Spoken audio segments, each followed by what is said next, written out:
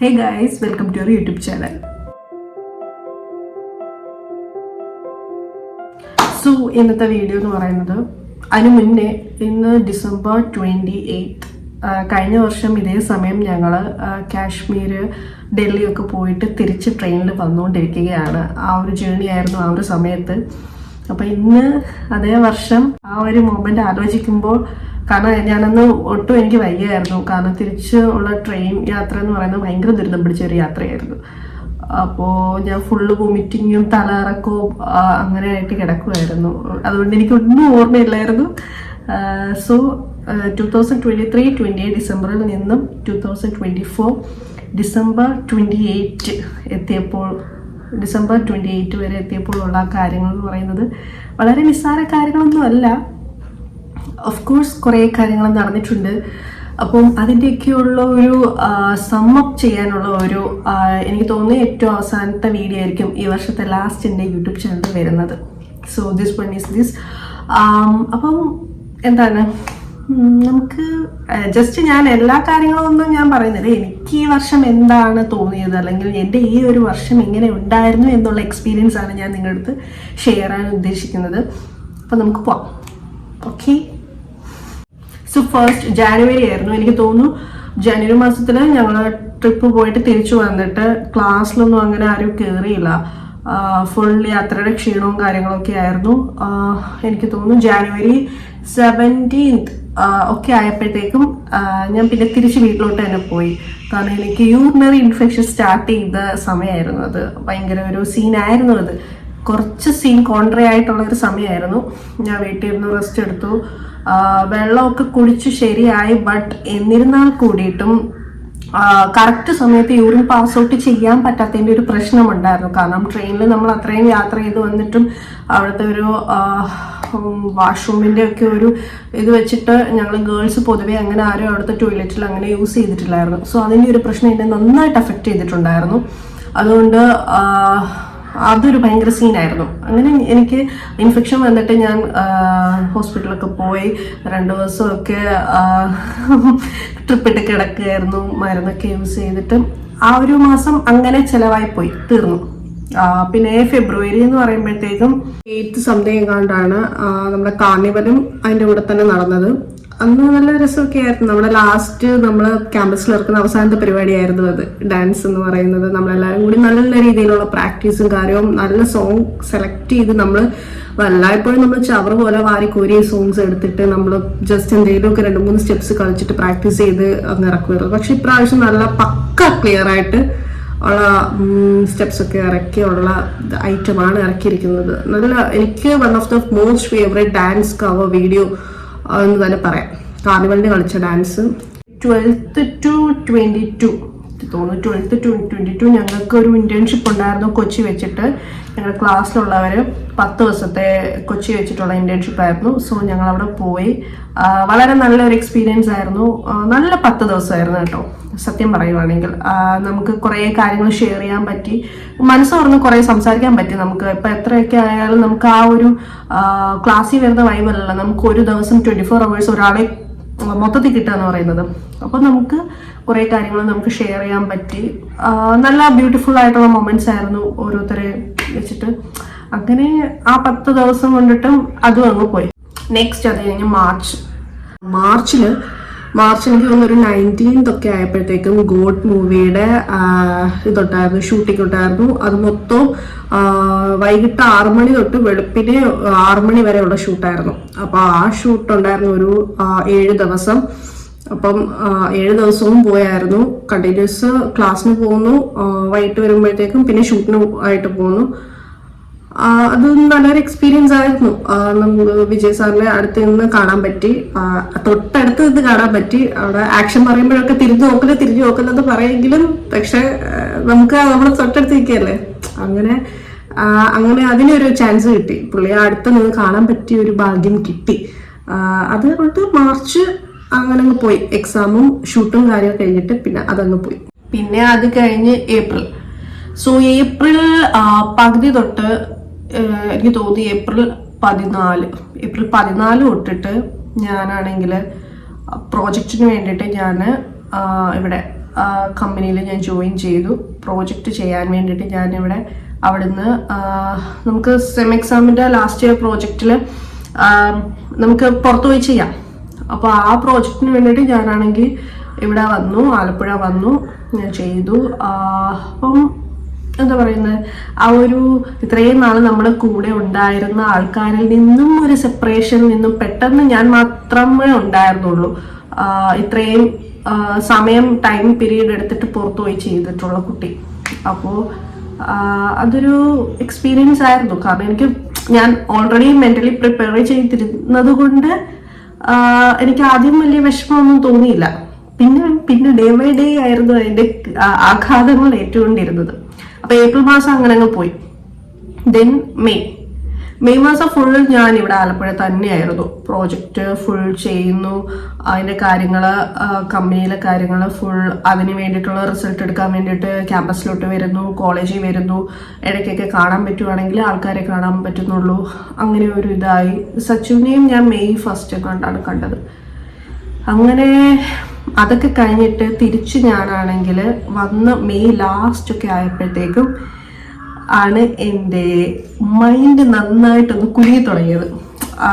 എന്താ പറയുന്നത്, എനിക്കിങ്ങനെ റെപ്പിറ്റേഷൻ അങ്ങ് സംഭവിച്ചു തുടങ്ങിയപ്പോഴത്തേക്ക് ഇനി ഇത് തന്നെ ആയിരിക്കുമോ എൻ്റെ ഒരു ലൈഫ്, ഇങ്ങനെ തന്നെയാണോ എന്ന് ആലോചിച്ച് ഓവർ തിങ്കിങ് വന്നു തുടങ്ങി. ഓവർ തിങ്കിങ് എന്ന് പറയുന്ന ഒരു സാധനം വന്നു തുടങ്ങി. എനിക്ക് എന്നെ മൈൻഡ് കൺട്രോൾ ചെയ്യാൻ പറ്റാത്തൊരു സാധനമായി തുടങ്ങി. ഓൾമോസ്റ്റ് എനിക്ക് തോന്നുന്നു ജൂലൈ ലാസ്റ്റ് വരെ അത് പോയി. ജൂലൈ ലാസ്റ്റ് വരെയുള്ള എൻ്റെ കണ്ടീഷൻ എന്ന് പറയുന്നത് വളരെ നല്ല മികച്ച ഒരു കണ്ടീഷനായിരുന്നു. എനിക്ക് എങ്ങനെ അത് എക്സ്പ്രസ് ചെയ്ത് പറയണമെന്നോ അല്ലെങ്കിൽ ആരുടെ അടുത്ത് എന്ത് പറയണമെന്ന് പോലും പറ്റാത്ത ഒരു രീതിയിലുള്ള ഒരു സിറ്റുവേഷൻ ആയിരുന്നു എൻ്റെത്. എനിക്ക് കുറച്ച് സമയം എടുത്തു അതിൽ നിന്ന് റിക്കവർ ചെയ്ത് വരാൻ വേണ്ടിയിട്ട്. അത് എന്താ പറയുന്നത്, പെട്ടെന്നുള്ളൊരു ട്രാൻസിഷൻ സോൺ എനിക്ക് പറ്റുന്നില്ലായിരുന്നു, അങ്ങനെ തന്നെ പറയാം. കാരണം ഞാൻ മാത്രം വേറൊരു സ്ഥലത്ത് വന്നിട്ട് ബാക്കിയുള്ള എല്ലാവരെയും എനിക്കായി കാണാനും പറ്റുന്നില്ല. എനിക്കിത് എന്താ പറയുന്നത്, ഒന്നും അങ്ങോട്ട് പറഞ്ഞാലും ശരിയാകത്തില്ല. ഇനി ഈ ഒരു അഡൾട്ട്ഹുഡ് എന്ന് പറയുന്നത് ഇത്രയ്ക്കും എനിക്ക് അങ്ങോട്ട് അക്സെപ്റ്റ് ചെയ്യാൻ പറ്റാത്തൊരു സിറ്റുവേഷൻ ആയിരുന്നു. അങ്ങനെ ജൂലൈ ലാസ്റ്റ് വരെ പോയി. ഞങ്ങൾക്ക് പ്രോജക്റ്റിൻ്റെ സബ്മിഷൻ ഉണ്ടായിരുന്നു. അപ്പം സബ്മിഷൻ്റെ സമയത്ത് ഇതേപോലെ 10 ദിവസത്തെ ലീവിന് ഞാൻ ട്രിവാൻഡ്രം വന്നിട്ടുണ്ടായിരുന്നു. അപ്പോൾ അവിടെ വന്നു കഴിഞ്ഞ് ഞങ്ങളുടെ സെൻഡ് ഓഫും എല്ലാ കാര്യമൊക്കെ ആയപ്പോൾ ഓഗസ്റ്റ് 10 വരെയൊക്കെ അങ്ങ് പോയി. അത് കഴിഞ്ഞ് പിന്നെ തിരിച്ചും ബാക്ക് ടു വർക്കായി. ആ ഓഗസ്റ്റ് മാസം അങ്ങനെ പോയി. അതിൻ്റെ ഇടയിലൊരു ഓഗസ്റ്റ് 25-ന് പെണ്ണ് കാണാൻ. എല്ലാം വളരെ പെട്ടെന്നായിരുന്നു. എനിക്ക് എൻ്റെ എന്താ പറയുക, പ്രോജക്റ്റ് തീർന്നത് മാത്രമേ ആ സമയത്ത് ഓർമ്മയുള്ളായിരുന്നു. ഒരു ശരിക്കും പറഞ്ഞാൽ ജാനുവരി തൊട്ട് ഒരു ഓഗസ്റ്റ് പകുതി വരെ എൻ്റെ വേറൊരു ട്രാൻസിഷൻ സ്റ്റേജും, അതുപോലെ തന്നെ ഓഗസ്റ്റ് തൊട്ട് ഇപ്പം ഈ ഡിസംബർ വരെ ഉള്ളത് 2 സോണായിട്ട് എനിക്ക് വേണമെങ്കിൽ ക്ലാസിഫൈ ചെയ്യാം. അങ്ങനത്തെ ഒരു സ്റ്റേജാണ്. ഓഗസ്റ്റ് 25-ന് പെണ്ണ് കാണൽ കഴിഞ്ഞപ്പോൾ ഞാൻ വിചാരിച്ചു എല്ലാം കഴിഞ്ഞു. പക്ഷെ എല്ലാം വളരെ പെട്ടെന്നായിരുന്നു കേട്ടോ. അങ്ങനെ ഓഗസ്റ്റ് 25 പെണ്ണുകാണൽ കഴിഞ്ഞു. സെപ്റ്റംബർ 1-ന് സച്ചുവിൻ്റെ ഫാമിലിയിലുള്ള മുതിർന്ന ആൾക്കാർ വന്ന് കണ്ടു, അവർ സംസാരിച്ചു. അങ്ങനെ ആ ചടങ്ങും കഴിഞ്ഞു. അങ്ങനെ ഫാമിലി പരമായിട്ട് ഞങ്ങൾ രണ്ടുപേരും വീട്ടുകാർ തമ്മിൽ ഏറ്റെടുത്തതാണ്. എന്തായാലും എൻഗേജ്മെന്റ് ഇല്ല. ഓൾമോസ്റ്റ് എനിക്ക് സച്ചുവിൻ്റെ വീട്ടുകാരെ അറിയാം, സച്ചുവിന് എൻ്റെ വീട്ടുകാരെ അറിയാം. അപ്പോൾ പിന്നെ എൻഗേജ്മെന്റിന്റെ ആവശ്യമില്ല, ഡയറക്റ്റ് നമുക്ക് കല്യാണത്തിന്റെ രീതിയിൽ തന്നെ മുന്നോട്ട് പോകാമെന്നുള്ള രീതിയിൽ. അപ്പോൾ പിന്നെ അതില്ലായിരുന്നു. ഒക്ടോബർ ആയപ്പോഴത്തേക്ക് കമ്പനിയുടെ അടുത്ത് തന്നെ വേറൊരു വീട് ഞങ്ങളാണെങ്കിൽ നോക്കി. അവിടെ ആണെങ്കിൽ അക്കോമഡേഷനൊക്കെ സെറ്റ് ചെയ്തു, വീട് വാങ്ങി ഞങ്ങൾ റെന്റിന്. ഒക്ടോബറിൽ തന്നെ എനിക്ക് കൺഫർമേഷൻ ലെറ്റർ വന്നു. പിന്നെ അത് കഴിഞ്ഞ് ഒക്ടോബർ 20-ന് സച്ചിൻ്റെ വീട്ടിൽ നിന്ന് ബാക്കിയുള്ള റിലേറ്റീവ്സ് എല്ലാവരും കാണാൻ വേണ്ടിയിട്ട് വന്നു. അപ്പോൾ ഇതൊരു ഘട്ടമായിട്ടുള്ള പ്രോസസ്സായിരുന്നു. അപ്പം ഞാനിതിൻ്റെ അവരുള്ള ഗ്രൂപ്പിൻ്റെ അകത്ത് ഞാൻ പറയായിരുന്നു, നാളെ ഈ ചടങ്ങാണ് കേട്ടോ, നാളെ അടുത്ത ആഴ്ച ഈ ചടങ്ങാണ് കേട്ടോ. അപ്പോൾ അവരെൻ്റെ അടുത്ത് പറയും, ഇതെന്ത് കഴിയുന്നില്ലേ, എന്ത് കല്യാണം വരെ ഇത് കണ്ടോണ്ടിരിക്കുവാണോ എന്ന് പറഞ്ഞിട്ട്. ഞാനെന്താ പറയാനാ, എനിക്ക് അങ്ങനെയൊന്നും കിട്ടിയില്ല. നവംബർ ആയപ്പോഴത്തേക്കും എനിക്ക് വീണ്ടും അന്ന് ആ ഒരു മെയ് ലാസ്റ്റ് ഉണ്ടായ ഒരു മൈൻഡിന്റെ ഒരു ചാഞ്ചാട്ടില്ലേ, അതെനിക്ക് നവംബർ മാസത്തിൽ എനിക്ക് വീണ്ടും സ്റ്റാർട്ടായി. എനിക്ക് വീണ്ടും മനസ്സിൻ്റെ അകത്ത് തുടങ്ങി റെപ്പറ്റേഷൻ തുടങ്ങി. ഞാൻ ആകെ കണ്ടെത്തുന്ന എൻ്റെ മൈൻഡിനെ ഞാൻ ഹാപ്പി ആക്കാൻ ഉദ്ദേശിക്കുന്ന ആകെ ഒറ്റൊരു സാധനം എന്ന് പറയുന്നത് എനിക്ക് വീഡിയോസ് ചെയ്യുന്നത്, എഡിറ്റ് ചെയ്യുന്ന കാര്യങ്ങൾ, റീൽസ് ചെയ്യുന്ന കാര്യങ്ങൾ, അല്ലെങ്കിൽ വീഡിയോസ് എടുക്കുന്ന കാര്യങ്ങൾ, ഡാൻസ് ചെയ്യുക, അങ്ങനത്തെ ഒരുപാട് കാര്യങ്ങളാണ് എനിക്ക് ഹാപ്പി ആയിട്ട് ഞാൻ ഹാപ്പി ആക്കാൻ നോക്കുന്ന കാര്യങ്ങൾ. എനിക്കിതിനോടൊന്നും ഇൻട്രസ്റ്റ് ഇല്ലാതെ, എനിക്കൊന്നും ഇൻട്രസ്റ്റ് എന്ന് പറയുന്നത് എനിക്ക് എങ്ങനെയെങ്കിലും വരിക, വന്ന് കിടക്കുക, നാളെ രാവിലെ എണീറ്റ് പോവുക, പിന്നെ വൈകിട്ട് വീട്ടിൽ സെയിം റിപ്പീറ്റ് ഷെഡ്യൂള്. എനിക്ക് ഒന്നിനോടും ഇൻട്രസ്റ്റ് ഇല്ലാതെ ആയിപ്പോയി. ഇപ്പോഴും വേണമെങ്കിൽ പറയാം അതിൻ്റെ ഒരു അംശം കിടപ്പുണ്ട്. ബട്ട് മറ്റേത് വെച്ച് നോക്കുമ്പോൾ ഓക്കെ, ഞാൻ റിക്കവർ ചെയ്ത് വന്നു തുടങ്ങി. അപ്പം ഇപ്പം ഡിസംബറിൽ ഇപ്പം വലിയ പ്രത്യേകിച്ച് കാര്യമായിട്ടൊന്നും ഇല്ല. ഞാൻ ഇടയ്ക്ക് എനിക്ക് ലീവ് കിട്ടുമ്പോൾ ഞാൻ നാട്ടിൽ പോകുന്നുണ്ട്. അതിൻ്റെ ഇടയിൽ നാട്ടിലോട്ട് പോകുമ്പം ചെറിയ ചെറിയ കാര്യങ്ങൾ, കല്യാണത്തിൻ്റെ എന്തൊക്കെ കാര്യങ്ങളാണെന്ന് പറഞ്ഞ് നോക്കുന്നുണ്ട്. അത് കഴിഞ്ഞ് വേറെ പ്രത്യേകിച്ച് വലിയ കാര്യമൊന്നുമില്ല.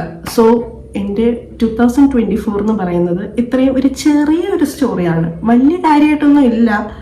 ബട്ട് 2024 എന്ന് പറയുന്നത് ഞാൻ ഏറ്റവും കൂടുതൽ പഠിച്ച വർഷമാണ്.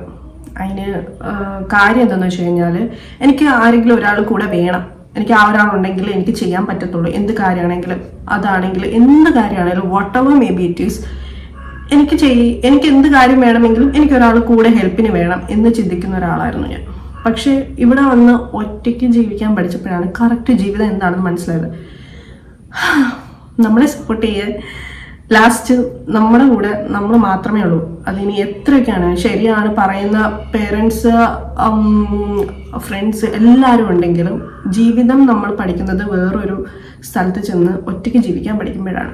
അത് ഞാൻ പഠിച്ചു, നല്ല വൃത്തിക്ക് പഠിച്ചു, എന്നെ പഠിപ്പിച്ചു തന്നു. അതുപോലെ തന്നെ ഞാൻ കുക്കിംഗ് സ്റ്റാർട്ട് ചെയ്തു. ഇതൊക്കെ കഴിഞ്ഞ വർഷം ഞാൻ ചിന്തിച്ചില്ല, ദൈവമേ ഇങ്ങനെയൊക്കെ ആയിരിക്കും ഈ വർഷം വരുന്നതെന്നും പറയുന്നത്. പക്ഷെ ഞാൻ പൊരുത്തപ്പെട്ടു ഗൈസ്, ഞാൻ അഡാപ്റ്റഡ് ആയിക്കൊണ്ടിരിക്കുകയാണ്. അപ്പം എന്താ പറയുക, ലൈഫിൽ ഇതൊക്കെയാണ് സിറ്റുവേഷൻ എന്ന് ഞാൻ പഠിച്ചു വരുന്നു.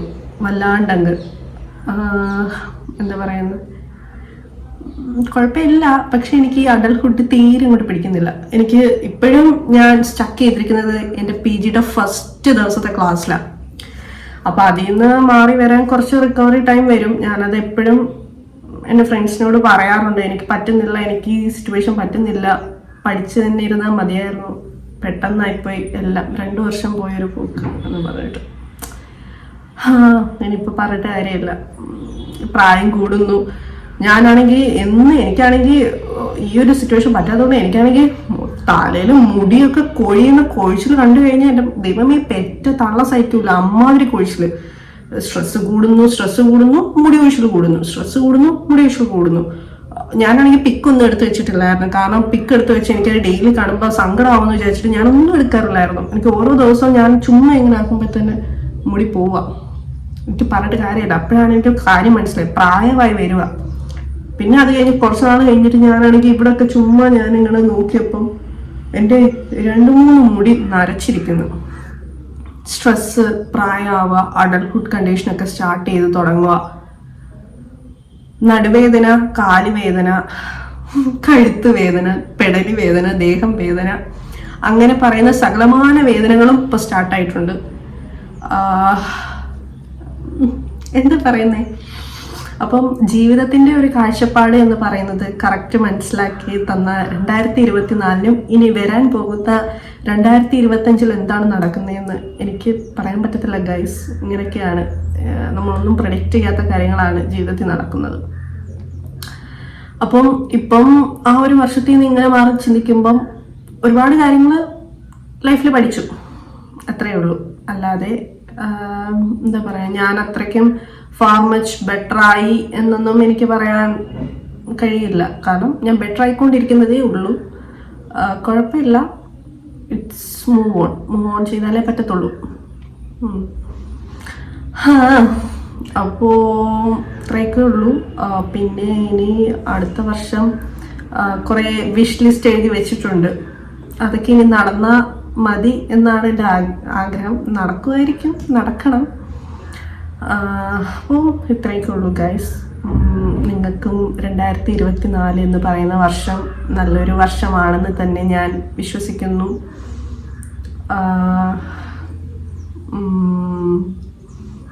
പിന്നെ വേറെന്താ വിശേഷം? ഞാൻ ഒരുപാട് നാളുകൊണ്ട് വ്ളോഗ് എടുക്കാത്തതുകൊണ്ട് എനിക്ക് അതിൻ്റേതായിട്ടുള്ള ചില സാങ്കേതിക പ്രശ്നങ്ങൾ ഈ വീഡിയോയ്ക്കകത്ത് നിങ്ങൾക്ക് കാണാൻ സാധിക്കുന്നതാണ്. പിന്നെ ഇങ്ങനെ പോകുന്നു, കുഴപ്പമില്ല. അപ്പോൾ ഇനി അടുത്ത വർഷം നിങ്ങൾക്ക് വീണ്ടും വെറൈറ്റി സാധനങ്ങളായിട്ടുള്ള കാര്യങ്ങളുമായിട്ട് ഞാൻ വീണ്ടും വരുന്നതായിരിക്കും. കുറച്ച് കാര്യങ്ങളുണ്ട്, ഞാൻ പറഞ്ഞല്ലോ. അപ്പോൾ ഇതിൻ്റെ അകത്ത് കുറച്ച് പേര് എനിക്ക് പറഞ്ഞായിരുന്നു, ലാസ്റ്റ് ടൈം പോൾ ഇട്ടപ്പോൾ എൻ്റെ അടുത്ത് പറഞ്ഞായിരുന്നു അടുത്തത് ഞങ്ങളുടെ രണ്ടുപേരെയും ലവ് സ്റ്റോറി പറയാമോ എന്ന് ചോദിച്ചിട്ടാണ്. അപ്പോൾ ആക്ച്വലി ഞാനത് പ്ലാൻ ചെയ്തിട്ടുണ്ടായിരുന്നു, ലവ് സ്റ്റോറി പ്രിപ്പയർ ചെയ്യാൻ വേണ്ടിയിട്ട്. പക്ഷേ ഞാൻ വിചാരിച്ചു സച്ചു അടുത്തുള്ളപ്പം ഒരു ദിവസം ഞാനും സച്ചുവും കൂടിയിട്ടുള്ള ഒരു വ്ളോഗായിട്ട് ലവ് സ്റ്റോറി പറയാമെന്ന് വെച്ചിട്ട്. പിന്നെ ആ പറഞ്ഞതിന് ശേഷമാണെന്ന് തോന്നുന്നു പിന്നെ ഞാൻ സച്ചുവിനെ എങ്ങനെ കണ്ടിട്ട് പോലുമില്ല, കാണാനുള്ള ഒരു സമയം അങ്ങനെ കിട്ടിയിട്ടില്ല. അപ്പോൾ നോക്കട്ടെ, പുള്ളിയെ കിട്ടുവാണെങ്കിൽ സച്ചുവിനെ കൂടെ ഇരുത്തിയിട്ട് ഞാൻ ആ വ്ളോഗ് ഇടുന്നതായിരിക്കും. ഇല്ലെങ്കിൽ ഒരു രക്ഷയും കിട്ടിയില്ലെങ്കിൽ ഞാൻ തന്നെ വന്ന് ആ വ്ളോഗ് ഞാൻ അപ്ലോഡ് ചെയ്യുന്നതായിരിക്കും. അപ്പം ആ കാര്യത്തിൽ ഞാൻ ഗ്യാരണ്ടി കേട്ടോ. ലവ് സ്റ്റോറി എന്തായാലും പറഞ്ഞിരിക്കും, നിങ്ങളോട് പറയാൻ തക്കവണ്ണമുള്ള ലവ് സ്റ്റോറി ഉണ്ട് അതിൻ്റെ അകത്ത്. അപ്പോൾ ഇത്രയൊക്കെ ഉള്ളൂ വിശേഷങ്ങൾ. സോ എല്ലാവരും ഹാപ്പി ആയിട്ടിരിക്കുക, എൻ്റെ വീട്ടിൽ ഡെയിലി കരഞ്ഞുകൊണ്ടിരിക്കരുത്. അപ്പോൾ so hope you enjoy it. അപ്പോൾ അത്രയേ ഉള്ളൂ, വിശേഷങ്ങൾ ഒന്നുമില്ല. ഇനിയാണ് വിശേഷങ്ങൾ വരുന്നത്. Okay bye, see you in next vlog.